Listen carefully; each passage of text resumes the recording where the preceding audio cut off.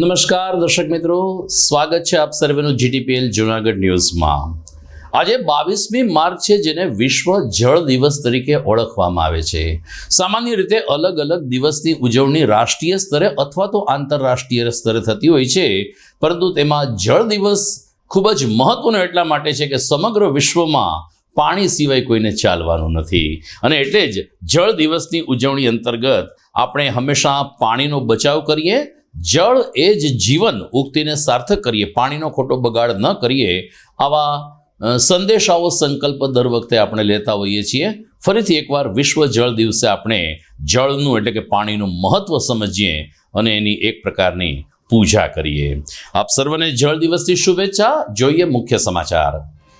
આપ સુપ્રીમો અરવિંદ કેજરીવાલની ધરપકડ બાદ દેશભરમાં આમ આદમી પાર્ટીના દેખાવો। કેજરીવાલ જેલમાંથી ચલાવશે દિલ્હીની સરકાર।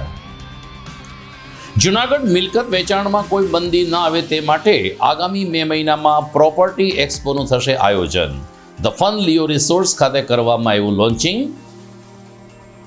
દોલતપરામાં પાણીની તંગીને કારણે મહિલા વર્ગ પરેશાન।